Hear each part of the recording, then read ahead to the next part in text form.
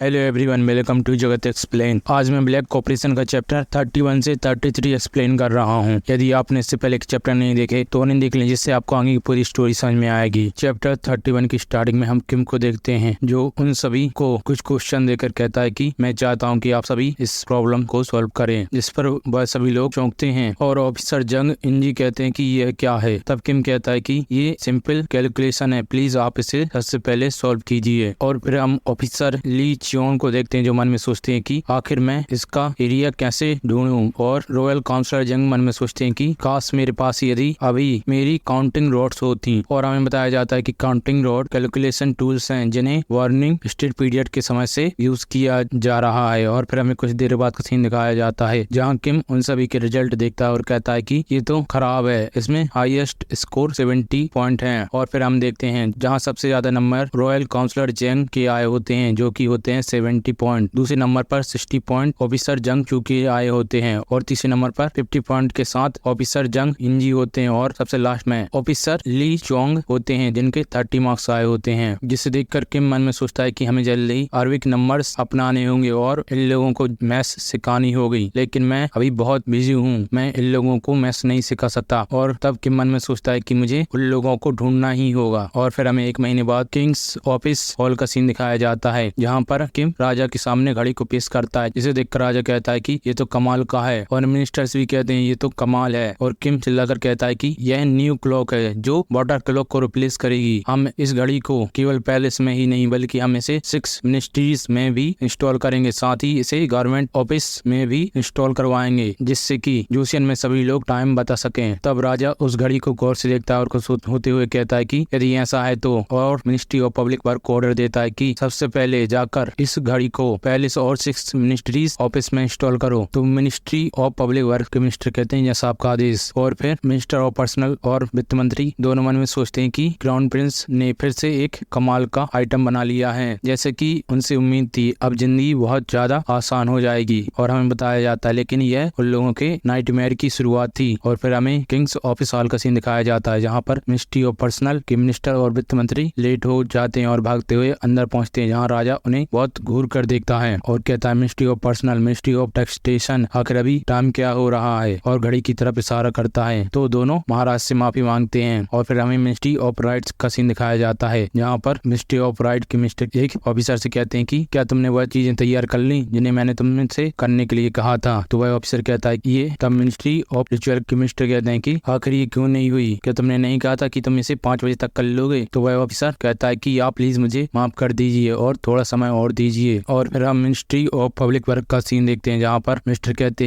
हैं कि कब तक ये रिपोर्ट तैयार हो जाएगी। तो वहाँ पर ऑफिसर कहते हैं कि हमें इसे शाम के 7 बजे तक कंप्लीट कर लेंगे। तो मिनिस्ट्री ऑफ पब्लिक वर्क के मिनिस्टर कहते हैं कि अभी सुबह के 7 बज रहे हैं, अभी मत कहना कि तुम शाम तक इसको इसलिए करोगे क्योंकि तुम लोग काम चोरी कर रहे हो। तो वो दोनों ऑफिसर कहते हैं कि नहीं। और फिर मिनिस्ट्री ऑफ पब्लिक वर्क के मिनिस्टर जाते हुए कहते हैं कि आखिर रॉयल अकेडमी से ग्रेजुएट हुए तुम लोग इतने स्लो कैसे हो सकते हो। और फिर उसके बाद हमें मधुशाला का सीन दिखाया जाता है, जहाँ पर कुछ ऑफिसर शराब पीकर कहते हैं कि ये दुनिया बहुत जालिम है। तो दूसरा ऑफिसर कहता है कि आखिर उस स्ट्रेंज घड़ी को किसने बनाया, मैं उसको ढूंढूंगा और उसके दिमाग में होल कर दूंगा। और चिल्ला कर कहते हैं कि ये कमीने मिनिस्ट्री ऑफ पब्लिक वर्क्स। और फिर हमें पैलेस का सीन दिखाया जाता है, जहाँ राजा और किम टहल रहे होते हैं, जहाँ पर राजा कहता है कि थैंक यू हायान। और राजा कहता है कि तुम्हारी मदद के कारण ही रॉयल कोर्ट आजकल फिर से जीवित उठा है और हम लोग बहुत कम टाइम वेस्ट कर रहे हैं। तो किम कहता है कि फादर आप मेरी तारीफ कर रहे हैं, मैं और ज्यादा हार्ड वर्क करूंगा और चीजों को इम्प्रूव करूंगा और आपको उन चीजों को दिखाऊंगा। और राजा कहता है कि तुम कितने हम्बल हो, मुझे तुम पर गर्व है। और दोनों हंसते हैं। और राजा पूछता है कि यहाँ पर कोई ऐसी चीज है जो तुम्हें उन आइटम बनाने के लिए चाहिए हो। तब किम चौंकता है और एक इविल सी स्माइल देकर कहता है कि सच कहूँ तो यहाँ पर कुछ ऐसा जिसकी मुझे जरूरत है। तो राजा पूछता है कि क्या है वो, मुझे बताओ। तब किम कहता है कि ये इतना बड़ा भी नहीं है, लेकिन मुझे इसकी जरूरत है। और एक क्यूट सी शक्ल बनाकर कहता है कि क्या आप मुझे एक स्मॉल इंडिपेंडेंट ऑफिस दे सकते हैं। जिस पर राजा चौंकता है और कहता है कि एक इंडिपेंडेंट ऑफिस। तो किम कहता है कि हाँ, मुझे एक जगह चाहिए जहाँ पर मैं अपनी रिसर्च पर फोकस कर सकूं। मुझे क्लॉक बनाते समय बहुत ज्यादा तकलीफ हुई क्योंकि चारों तरफ ड्राइंग और कंपोनेंट फैले थे। मुझे हर बार खाना खाने के लिए फ्लोर पर ही बैठना पड़ता था क्योंकि हमारे पास एक अच्छी जगह नहीं है। तब राजा कहता है कि फिर भी इंडिपेंडेंट ऑफिस कुछ ज्यादा ही हो जाएगा। तब किम रोते हुए कहता है कि मैं बहुत सी चीजें बना सकता हूँ यदि मेरे पास एक अच्छी जगह हो। तब राजा उसे शांत करते हुए कहता है कि मैं तुम्हारी बातें समझ गया, लेकिन मैं अभी जल्दबाजी में ये डिसीजन नहीं ले सकता, तो मैं तुम्हें मिनिस्टर्स के साथ डिस्कशन करने के बाद इसका आंसर दूंगा। और फिर हमें 5 दिन बाद का सीन दिखाया जाता है और फिर हमें बताया जाता है कि जोशियन institute of science and technology department को क्रिएट हुए 5 दिन हो गए हैं। और फिर हम 5 दिन बाद किम और उनके साथियों को जोशियन इंस्टीट्यूट ऑफ टेक्नोलॉजी में देखते हैं, जहाँ पर वो लोग उस ऑफिस को देखकर कहते हैं कि आखिर ये कैसी जगह है, हमने तो सुना था कि यह एक गवर्नमेंट ऑफिस होगा, लेकिन ये तो बहुत छोटी जगह है। और किम रोते हुए कहता है कि हर चीज की शुरुआत छोटी होती है, लेकिन हमारा अंत महान होगा। मैं इस जगह को इतना बड़ा बना दूंगा कि लोग हमें नीचे निगाहों से ना देखें। तभी ऑफिसर जुंग चू पूछते हैं कि राजकुमार आखिर हम इस जगह क्या करने वाले हैं। तब किम कहता है कि तुमने बहुत बढ़िया क्वेश्चन पूछा, और कहता है कि सबसे पहले अंदर आ जाओ। और फिर एक चार्ट लगाता है जिसमें लिखा होता है इंस्टीट्यूट ऑर्गेनाइजेशन चार्ट, और कहता है कि ये ऑर्गेनाइजेशन चार्ट मेरी हॉबीज का है। और फिर अपने आप के बीच में रुक कहता है नहीं, ये चार्ट रिसर्च इंस्टीट्यूट का है जो जोशियन की प्रोस्पेरिटी के लिए टेक्नोलॉजिकल रिसर्च करेगा। और कहता है कि सबसे पहले मैं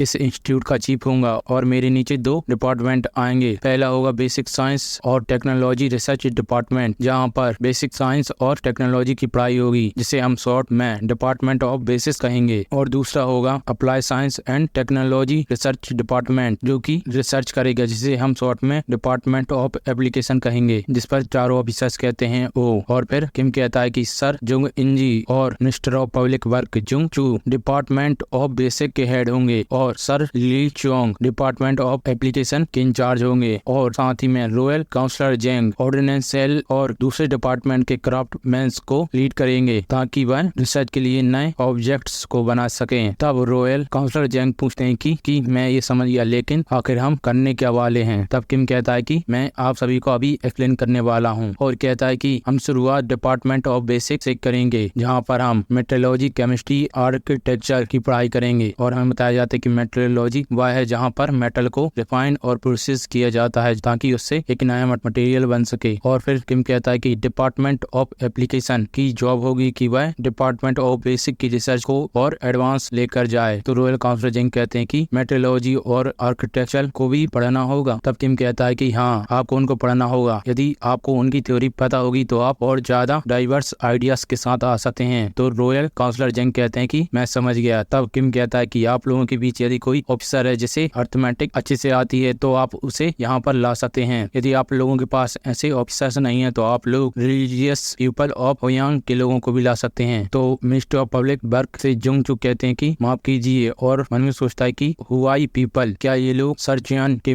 व्यापारी नहीं है। और हमें बताया जाता है कि सरचैन एक इस्लामिक एम्पायर है। और फिर मिनिस्टर ऑफ पब्लिक वर्क के जुंग चू पूछते हैं कि मुझे माफ करना, लेकिन यदि हम हुआई पीपल को यहाँ पर लेकर आएंगे तो इसके कारण हमें बहुत से मिनिस्टर्स से ब्लैकलिस्ट फेस करना होगा। तब किम कहता है कि हमें उन लोगों की बहुत ज्यादा जरूरत है बेसिक साइंस डिपार्टमेंट में। यदि तुम ब्लैकलिस्ट फेस करोगे तो तुम केवल मेरा नाम मेंशन कर देना। और फिर हमें बताया जाता है कि मुस्लिम कोरियन पेनिनसुला में सिला पीरियड के समय आए थे। साथ ही में हुई पीपल के साथ एक्सचेंज की शुरुआत सिला पीरियड में हुई थी, लेकिन बाद में गोरियो और जोशियन डायनेस्टी के समय में गोयांग पीपल के साथ ज्यादा इंटरेक्शन होने लगा। तब किम कहता है कि चूंकि हुआई पीपल अर्थमेटिक में बहुत अच्छे होते हैं, इसलिए वह हमारे लिए मददगार होंगे। तब ऑफिसर ली चोंग कहते हैं कि क्या यह चीज साइंस डिपार्टमेंट में भी लागू होती है कि हमें तब तक इंतजार करना है जब तक कि बेसिक डिपार्टमेंट की रिसर्च पूरी ना हो जाए। तब किम कहता है माय लॉर्ड, क्या आप मेरे साथ थोड़ी देर के लिए बाहर चल सकते हैं। तो हम किम और ऑफिसर ली चोंग को बाहर जाते देखते हैं। और किम हमें बताता है कि ली चोंग मिलिट्री ऑफिसर है, क्योंकि यह व्यक्ति मिलिट्री अफेयर्स से जुड़ा हुआ है, तो इस आदमी की सबसे अच्छी जरूरत होगी। और फिर किम एक चीज के ऊपर हाथ रखकर कहता है कि मैं चाहता हूँ कि हम दोनों साथ मिलकर फायर आर्म्स को इम्प्रूव करें, जिस पर ऑफिसर ली चोंग चौंकते हैं और कहते हैं माफ कीजिए। चैप्टर 32 की स्टार्टिंग में हम किम को देखते हैं, जो ऑफिसर ली चोंग से कहता है कि चलिए हम साथ में मिलकर फायर आर्म्स को इम्प्रूव करें, जिस पर ऑफिसर ली चोंग चौंकते हैं। और किम मन में सोचता है कि एक फॉर्मर मिलिट्री ऑफिसर्स को इससे बेहतर कोई ऑफर नहीं होगा। तब ऑफिसर ली चोंग अपना सर झुका और कहते हैं कि मैं इस चीज को किसी भी कॉस्ट पर करूंगा। तो किम कहता है कि बहुत अच्छे, लेकिन उससे पहले हमें एक ऐसा इंसान चाहिए जो फायर आर्म्स को बहुत अच्छे से जानता हो। क्या यहाँ पर कोई ऐसा है जिसे तुम जानते हो, जिस पर तुम भरोसा करते हो। तब ऑफिसर ली चोंग कहते हैं कि मैं एक ऐसे बंदे को जानता हूँ, और बताते हैं कि जनरल चोइंग हाईसान, जो कि ऑर्डिनेंस सेल में सुपरवाइजर के रूप में काम करते हैं। तब किम कहता है कि जनरल चोई हाईसान। तो ऑफिसर ली चोंग कहते हैं कि हाँ वह जनरल चो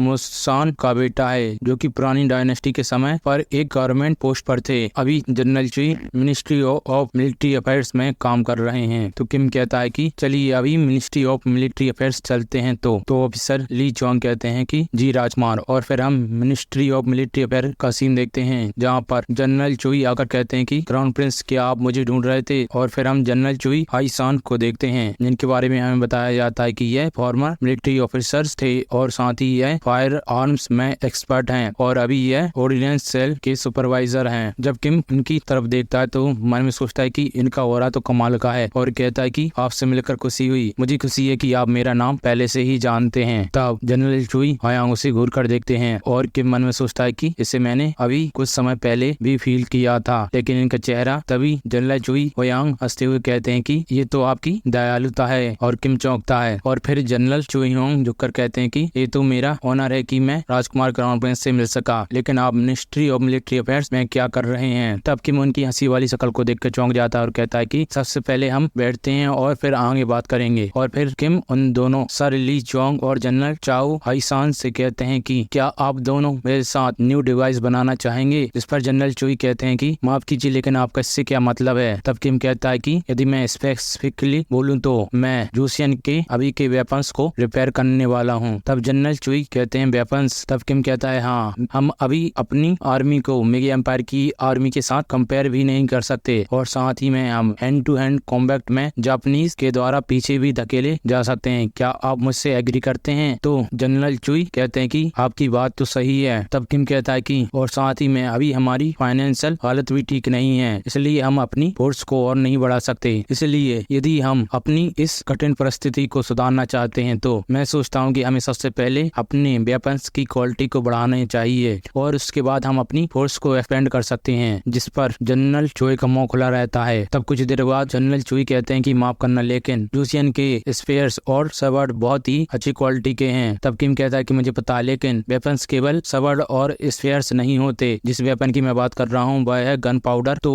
ऑफिसर ली चोंग कहते हैं कि तो आप बात कर रहे हैं कॉनन और गन्स की, क्या यहाँ पर कोई ऐसी मेथड है जिसके द्वारा हम उनकी क्वालिटी बढ़ा सकते हैं। तब किम एक इविल स्माइल देता है, जिस पर दोनों ऑफिसर्स मन में सोचते हैं कि आखिर एक 10 साल का बच्चा ऐसी शक्ल कैसे बना सकता है। तब किम कहता है कि मैं इस प्लान की डिटेल तुम सभी को बाद में बताऊंगा जब यह बहुत ही स्पेसिफिक हो जाएंगी, लेकिन उससे पहले मैं अभी के जूसियन की कैनन्स और गन्स की पावर को देखना चाहता हूँ। क्या यह मुमकिन होगा कि हम गन्स और कैनन को डेमोन्स्ट्रेट करके देख सकते हैं। तो ऑफिसर ली चोंग कहते हैं कि डेमोन्स्ट्रेशन, इसके लिए तो हमें महाराज की परमिशन की जरूरत होगी। तो किम कहता है ठीक है, मैं फादर से बात कर लूंगा। और फिर हम राजसभा का सीन देखते हैं, जहाँ राजा कहता है कि डेमोन्स्ट्रेशन, क्या तुम्हें इसकी सच में जरूरत है। मैं केवल एंटरटेनमेंट के लिए इसे अलाउ नहीं कर सकता। तो किम कहता है कि ये कोई एंटरटेनमेंट के लिए नहीं है फादर, यदि हम अपने नेशनल डिफेंस को इम्प्रूव करना चाहते हैं तो फायर आर्म्स बहुत जरूरी हैं, इसलिए आपका बेटा उन फायर आर्म्स को अच्छे से देखना चाहता है। तो राजा कुछ सोचता है और कहता है कि ठीक है, और बोलता है मिनिस्ट्री ऑफ मिलिट्री अफेयर्स, आप कैनन और गन्स के डेमोन्स्ट्रेशन की तैयारी कीजिए। तो वह कहते हैं कि जैसा आपका आदेश महाराज। तब राजा कुछ आइडिया आता है और उसका कहता है कि नहीं, क्योंकि हम लोग ये करने वाले हैं तो क्यों ना हम हमारे कैलेवरी और दूसरे सोल्जर्स को भी मोबिलाइज करें, और उनके साथ में हम कैनन और गन्स की भी डेमोन्स्ट्रेशन देख सकते हैं। तो किम खुश होकर कहता है कि मुझे आपका आइडिया पसंद आया, और मिनिस्टर मन में सोचता है कि मुझे लगता है कि आज भी मैं घर लेट से जा पाऊंगा। और फिर हमें 10 दिन बाद फायर आर्म्स डेमोन्स्ट्रेशन का सीन दिखाया जाता है, जहाँ पर राजा और किम बैठे होते हैं और उनके सामने बहुत से सैनिक होते हैं, और राजा उन सैनिक से कहता है कि मैं इस अपॉर्चुनिटी का लाभ उठाकर हमारी जोसियन आर्मी की सिचुएशन को कंफर्म करना चाहता हूं। मैं आशा करता हूं कि आप सभी लोग अपना बेस्ट देंगे, जैसा आपका आदेश। तो सभी लोग कहते हैं कि जैसा आपका आदेश महाराज। और हम किम के हाथ में नोटपैड को देखते हैं, और फिर हम सैनिकों को देखते हैं, जिन्हें देखकर किम मन में सोचता है कि तो हम कैलेवरी और आर्चर्स से स्टार्ट करने वाले हैं। और मन में सोचता है कि लेकिन इन सैनिकों के हाथ में जो भाला है वह छोटे हैं। और तभी जनरल आर्चरी को आदेश देता है कि फायर करो। तो हम देखते हैं कि सैनिक तीर को फायर करते हैं, जो कि जाकर निशाने पर लगते हैं। और फिर जनरल कहता है कि कैलेवरी चार्ज, और हम घुड़सवारों को देखते हैं जो अपने भाले से उन डमीज पर हमला करते हैं। और किम ये सब देख रहा होता है और सोचता है कि आखिर ये लोग अपनी स्पीड क्यों कम कर दे रहे हैं। इसे देखकर तो ऐसा लगता है कि इन्होंने जो अपना मोमेंटम पकड़ा है वह इसे फेंक दे रहे हैं। इन्हें फिर से उस मोमेंटम को गेन करने में और हार्ड वर्क करना होगा। और सोचता है कि कैलेवरी का रोल तो फ्रंट लाइन की एनिमी के सोल्जर्स को धूल चटाना होता है। और फिर निराश होते हुए कहता है कि हमें अभी बहुत लंबा रास्ता तय करना है। और फिर हम जनरल को देखते हैं जो कहता है कि इसके बाद हम गन्स और कैनन का डेमोन्स्ट्रेशन करेंगे। और फिर हम जनरल चो को देखते हैं जो गन्स और कैनन को चलाने के लिए जा रहे होते हैं। गन्स और कैनन की बात सुनकर किम और राजा दोनों बहुत खुश होते हैं और मन में सोचते हैं कि फाइनली ये शुरू होने वाला है। और जनरल चो को पीछे से बहुत घूर कर देख रहे होते हैं, जिससे जनरल चो मन में सोचते हैं कि आखिर मेरी पीठ इतनी गर्म क्यों फील हो रही है। और फिर हम देखते हैं कि कैनन्स को लाया गया होता है। और फिर जनरल कहते हैं कि जो सबसे बड़ी कैनन है वह है स्काई कैनन, और उसके बाद आती है लैंड कैनन। और फिर हम कैनन्स का सीन देखते हैं जिनमें मिसाइल लगी होती है। और फिर जनरल कहता है कि जो आखिरी की मिसाइल है वह है मिथिकल हैंड कैनन, ये स्काई कैनन का इम्प्रूव वर्जन है। और कहता है कि इन सभी को फायर करो। और हम देखते हैं कि कैनन से मिसाइल निकलकर सीधा समुद्र की तरफ जाती है और एक बहुत बढ़िया धमाका करती है, जिसे देखकर राजा कहता है कि इसकी पावर तो कमाल की है, आखिर यह कितनी दूर तक जा सकती है। तो जनरल कहता है कि ये करीब 1300 वॉट तक गई है, मतलब लगभग 1.6 किलोमीटर के करीब। तो राजा कहता है ये तो बहुत ही कमाल है। और क्राउन प्रिंस से पूछता है कि तुम इसके बारे में क्या सोचते हो। तो किम अपने ही विचारों में खोया रहता है। तो राजा फिर से कहता है क्राउन प्रिंस। तब किम होश में आता है और कहता है कि यस, मुझे लगता है कि ये बहुत ही अच्छा है, इसके लिए तो हमें सोल्जर्स और जनरल का शुक्रिया अदा करना चाहिए। तो जनरल कहता है ये तो आपकी महानता है राजकुमार। और किम कहता है कि फादर। तो राजा कहता है तो किम कहता है कि क्या मैं कैनन सोल्जर्स से कुछ देर के लिए बात कर सकता हूँ। यहाँ पर कुछ ऐसा है जिसे मैं कंफर्म करना चाहता हूँ। तो राजा मन में सोचता है कि ये भगवान, ये बच्चा फिर से जरूर कुछ करने वाला है। चैप्टर 33 की स्टार्टिंग में हम किम को देखते हैं जो कि जहाँ पर कैनन रखी होती है वहाँ पर आता है। तब वहाँ दो खड़े सैनिक कहते हैं कि हम क्राउन प्रिंस को नमन करते हैं। तो किम कहता है कि ये तो आप सभी का हार्ड वर्क है कि यह कंट्री इतनी पीसफुल है, मुझे आप सभी का धन्यवाद करना चाहिए। तो वह सोल्जर कहते हैं कि ये तो आपकी महानता है राजकुमार। तभी किम को उन सोल्जर्स के आर्मर देखते हैं और किम मन में सोचता है कि जैसा कि मैंने अभी कुछ समय पहले सोचा था, आखिर इन सभी सोल्जर्स के आर्मर डिफरेंट क्यों हैं। और पूछता है कि क्या ये आर्मर तुम लोगों ने स्वयं ही बनाए हैं। तो वह दोनों सोल्जर कहते हैं कि जी आप सही हैं। तो किम मन में सोचता है कि तो ये रीजन है कि सभी के आर्मर डिफरेंट हैं। मैंने सुना था कि जोशियन एरा के समय में सभी सोल्जर्स को अपने स्वयं के इक्विपमेंट बनाने पड़ते हैं। और मन में सोचता है कि चलो अभी के लिए इन आर्मर्स की समस्या को बाजू में हटाते हैं और सबसे पहले मुझे ये देखना चाहिए। और किम उन सोल्जर से पूछता है कि क्या हमारे पास यही सब कैनन और हैंड कैनन है। तो जनरल चो बोलते हैं कि हाँ आपने सही कहा। और फिर हम कैनन, भाले और हैंड कैनन्स को देखते हैं। और फिर किम कैनन, भाले और हैंड कैनन को देखकर बहुत खुश होता है और कहता है कि आखिर किसने सोचा था कि मैं इन चीजों को अपनी आंखों से देख सकता हूँ, इनका कलर तो कमाल का है। ये सुनकर जनरल चो मन में सोचते हैं कि आखिर ये क्या बात कर रहा है। और फिर किम मन में सोचता है कि मैंने जोशियन आर्टरी को केवल म्यूजियम में देखा था, जैसा मैंने सोचा था इनकी क्वालिटी तो कमाल की है और इन्हें पास से देखने पर ये तो बहुत ही कूल दिखते हैं। तभी वह उस कैनन के अंदर देखता है और कहता है कि तो ये लोग अनब्रीच्ड वुडन का यूज करते हैं इस कैनन में इस समय। और फिर किम मन में सोचता है कि ठीक है, अभी तो ये ब्रिज टाइप कैनन की शुरुआत है। तभी उसकी नजर बाजू में पड़ी कैनन पर पड़ती है, जिसे देखकर वह कहता है कि इस कैनन में तो ब्रिज्ड वुड का यूज किया गया है। तो जनरल चुई कहते हैं कि हाँ आपने सही कहा राजकुमार। तो किम मन में सोचता है कि तो ये लोग कैनन को इम्प्रूव कर रहे हैं, लेकिन अभी भी इसको पूरी तरह से अपग्रेड करने की जरूरत है। और फिर वह मन में सोचता है कि आखिर इस कैनन को अपग्रेड करने की मेन चीज क्या है। और फिर वह सोचता है कि चलो अभी कैनन्स को देखना बंद करते हैं और हैंड कैनन को देखते हैं। और पूछता है कि जनरल आखिर इन हैंड कैनन की इनपुट पावर कितनी है। तो जनरल चुई कहते हैं कि इनपुट पावर। तो किम पूछता है कि जोरचोंग टाइप भी आर्मर पहनती है ना। तो जनरल कहते हैं कि हाँ ये स्किल पर डिपेंड करता है, लेकिन वह अधिकतर लेदर आर्मर या ब्रिजडाइन पहनते हैं। और किम पूछता है कि क्या हो यदि वह ट्राइब के लोग ब्रिजडाइन आर्मर पहने हों या फिर लेदर आर्मर पहने हों और हम इन हैंड कैनन से शूट करें। तो जनरल चुई कहते हैं कि मैंने अपनी आंखों से तो ये कभी नहीं देखा, लेकिन जो मैंने नॉर्थ से आई रिपोर्ट पढ़ी है उसके हिसाब से यदि कोई चुड़चैंग 50 मीटर के करीब हो तो हम उसे इस हैंड कैनन से मार सकते हैं। तो किम कहता है कि ठीक है मैं समझ गया, मैंने यहाँ पर सब कुछ देख लिया, तो चलो वापस चलते हैं। तो जनरल चुई कहते हैं ठीक है। और फिर किम मन में सोचता है कि ये बहुत ही कॉम्प्लिकेटेड है, मुझे समझ में नहीं आ रहा आखिर इसमें प्रॉब्लम क्या है और मुझे कहाँ से शुरू करना चाहिए। और फिर हम राजा को देखते हैं जो कहता है कि आप सभी ने बहुत हार्ड वर्क किया है, इसलिए मैंने आप सभी के लिए खाना और मीट प्रिपेयर किया है, तो आप सभी बैंक्वेट को एंजॉय कीजिए। जिस पर सभी सोल्जर खुश होते हैं और कहते हैं कि महाराज की जय हो, आप महान है महाराज। और हम किम को देखते हैं जो अपने ही ख्यालों में डूबा रहता है और कहता है कि मैं अब और नहीं रुक सकता, मैं बहुत ज्यादा क्यूरियस हूँ। जिस पर बाजू में खड़ा यूनुक सोचता है कि आखिर अब क्या चल रहा है। और फिर हम किम को देखते हैं जो हैंड कैनन सोल्जर्स के पास आकर पूछता है कि हैंड कैनन सोल्जर्स। तो वह कहते हैं कि जी राजकुमार। तो किम कहता है कि क्या आप सभी लोग मेरे साथ कुछ देर के लिए चल सकते हैं, मैं आपसे कुछ पूछना चाहता हूँ। तो हैंड कैनन सोल्जर्स थोड़े दुखी होते हैं और फिर हम किम को देखते हैं जो हैंड कैनन सोल्जर्स कहता है कि मुझे माफ करना, तुम्हें यहाँ पर रोकने के लिए, जब महाराज तुम सभी को पार्टी दे रहे हो। तो वह सोल्जर डरते हुए कहते हैं कि नहीं, आपको ऐसा कहने की जरूरत नहीं है, हम ठीक हैं। तो किम हंसते हुए कहता है कि तो ऐसा है तो मैं अपने पूरे दिल से आप सभी से क्वेश्चन पूछ सकता हूँ। तो वह सोल्जर बहुत गुस्सा होता है और हंसते हुए कहता है कि हाँ, आप हमसे कुछ भी पूछ सकते हैं। तो किम पूछता है कि पहला, क्या तुम लोगों को हैंड कैनन यूज करते समय कुछ असुविधाजनक महसूस होता है? तो वह सोल्जर कहते हैं असुविधाजनक। तो किम पूछता है कि मैं तुमसे पूछ रहा हूँ कि क्या तुम हैंड कैनन को यूज करते समय अनकंफर्टेबल फील करते हो या फिर तुम्हें कुछ समस्या आती है? जो भी है तुम लोग मुझे आराम से बता सकते हो। जिस पर दोनों सोल्जर कुछ देर रुकते हैं और कहते हैं कि ये अनकंफर्टेबल तो नहीं है, लेकिन इसमें थोड़ी कठिनाई है। तो किम पूछता है कि वह क्या है? तो वह सोल्जर कहता है कि अधिकतर हैंड कैनन में हम लोग एक डंडे को लगाते हैं, जिसके कारण एक स्ट्रॉन्ग सोल्जर को भी 2 बार से ज्यादा फायर करने में बहुत ज्यादा तकलीफ होती है और साथ ही दूरी और फायर करने की सटीकता भी बहुत बड़ी समस्या है। यदि हमारा टारगेट क्लोज हो तो हमारा निशाना बहुत अच्छा होता है, लेकिन यदि टारगेट बहुत दूर चला जाए तो हमारा निशाना सही से नहीं लगता। जिस पर किम उस सोल्जर से हैंड कैनन लेता है और कहता है कि क्या मैं इसे पकड़ सकता हूँ? तो वो सोल्जर कहता है कि ठीक है, और किम उस हैंड कैनन को पकड़ लेता है और मन में सोचता है कि इस हैंड कैनन का सेंटर ऑफ ग्रेविटी तो सामने की तरफ है, लेकिन इन लोगों को इसको चलाने में इसलिए समस्या होती है क्योंकि इसका वजन बहुत ज्यादा है। और फिर भाई जलना चौंग से पूछता है कि इस हैंड कैनन का लगभग वजन कितना होगा? जिस पर जलना चोई कहते हैं कि इसका वजन लगभग 2.2 किलोग्राम है। और किम पूछता है कि इसकी लंबाई कितनी होगी? तो जलना चोई कहते हैं कि ये डिसाइड नहीं किया है, लेकिन इसकी